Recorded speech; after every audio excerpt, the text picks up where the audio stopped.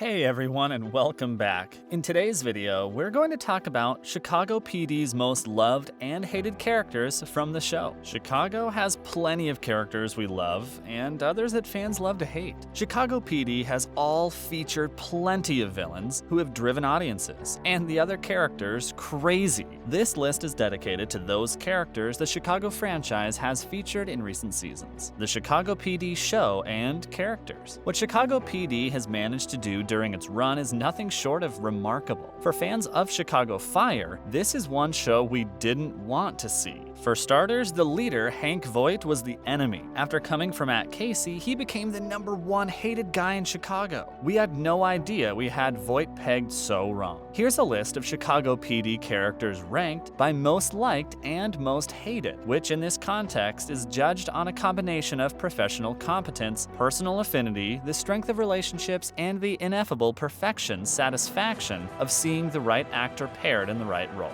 Up in the 5th place, we have Kevin Atwater, the muscle of the group. It took Kevin a while to become a member, but once he got his foot in the door, he proved his worth more than once. As one of the team members who grew up in one of the toughest sections of Chicago, Kevin normally wears his heart on his sleeve, which can result in some bad and hasty decision-making. What makes Atwater so endearing to fans is that he became the illegal guardian to his little brother and sister. But an incident forced him to move his siblings to Texas to keep them safe. What's missing in Atwater's life is, well, a life. Hopefully next season the writers will find a way to give him more of a personal touch. He needs a life outside of the unit. He's best friends with Ruzick and was once partnered with Burgess before they both became members of the intelligence unit. Atwater can play as rough as any of his intelligent unit partners, but it's a burden that neither he nor the actor playing him should have to face alone. He might not be the most likable character, but he certainly is the most sympathetic. At number 4, we have Alvin Olinsky. Viewed as the yin to Voight's yang, Alvin Olinsky was a solid cop. What's surprising is that as tight as he and Hank were, Olinsky was never viewed as dirty the way Voight was. He was a loyal soldier, but at times, he even had to question Voight's motives. The death of his daughter took a toll on him, but his departure from the show may not have been the smartest move. He put it all on the line, and that's what made Olinsky a top character for 5 seasons. His presence is missed as he was a mentor to Ruzick and Burgess. Like Dawes, Olinsky shared many of these same qualities with Voight, which often left him a bit afloat in the ensemble. But his likability is elevated by ace character actor Koteas' performance. He made Olinsky sensitive and sympathetic to the very end. At number 3, Erin Lindsay. Erin was the first female on the intelligence unit, and she more than made a great addition. Her backstory is tied to Voight, which made her presence that much more heartfelt.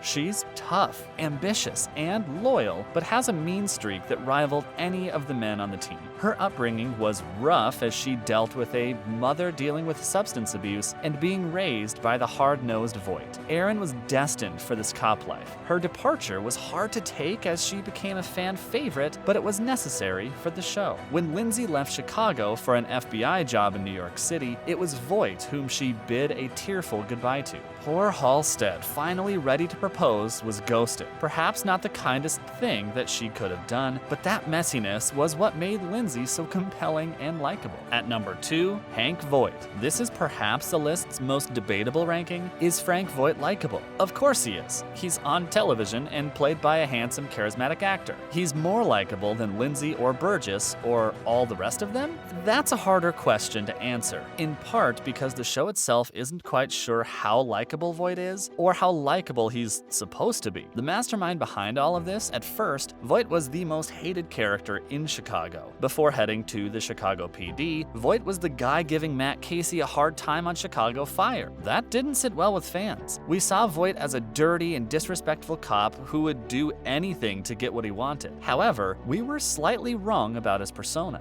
Did Voight do some dirty things? Yes, but it was all done in the protection of his city. His loyalty is second to none, and he will go down in flames for those close to him. He's arguably one of the best leaders in primetime TV, and despite his flaws, we all want him on the case if we're in trouble. At number 1 is Trudy Platt. Trudy is the real deal. How many times in 6 seasons have we actually seen her smile? Her actions have always been in the best interest of the Chicago police force. Trudy Platt gives officers a hard time, but it's done to teach and bridge the gap. Married now, we've dealt with a bit of her personal life with her husband, Mouch, from Chicago Fire. As controversial as the last entry may be, this one is a no-brainer. Staff Sergeant Trudy Platt is easily the most likable character on Chicago PD, dispensing tough love and wisecracks from behind her bullpen desk. Trudy seems like someone who would be a blast to hang out with in real life. The other element that makes Trudy the show's most likable character is the actress playing her. Morton lends the show with an effortless authenticity as a tavern-cut pizza comes to life. Now it's time for the bad boys. Starting in at number 5, Carl Grissom. Grissom gets the bottom spot on this list because Chicago Fire did let him redeem himself in his last appearances. Kelly Severide even came to Grissom's defense when it looked like the other man was going to lose his job.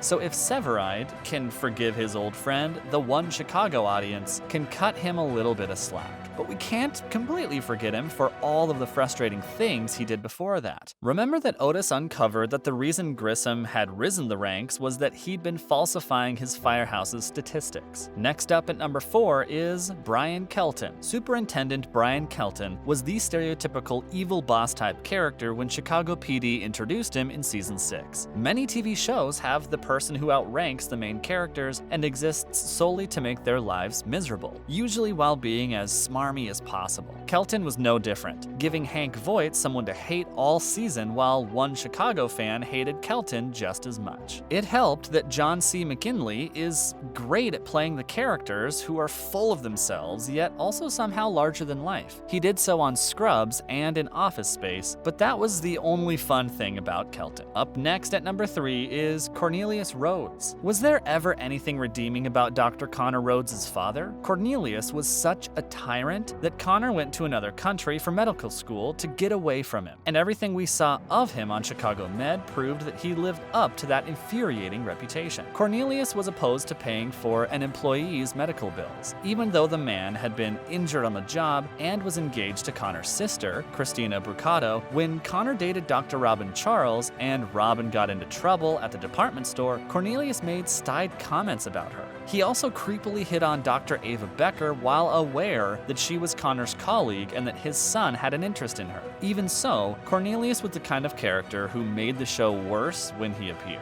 At number 2, we have Robert Haywood. Not only was Dr. Sarah Reese's father, Dr. Haywood, a terrible person, there was just so much to dislike about Robert, and only part of it was because of what he did on screen. But the other reason he ranks so high is because of what his introduction did to the show as a whole. Robert's story never felt like it meshed with the rest of the series. Instead, it came off as taking time away from characters and plots we wanted to watch more. He made the 3rd season go off into some truly weird directions, and he was easily the most jaw-dropping character until the whole Ava debacle, not in a good way. Finally, at number 1 for our most hated character on Chicago PD, Denny Woods. Denny Woods tops our list of most hated villains from One Chicago for a variety of reasons. It was Denny who went after Alvin Alinsky, leading to Alinsky winding up in prison at the end of Chicago PD season 5. Though Woods did not kill Alinsky himself, that made the beloved character's death possible, and getting rid of Alinsky remains one of the most painful things to ever happen in the One Chicago franchise. So much more could have been done with the incredible talent of Michael T. Williamson. The show has cast great actors as Voight's former partners in him and Mark Dacascos,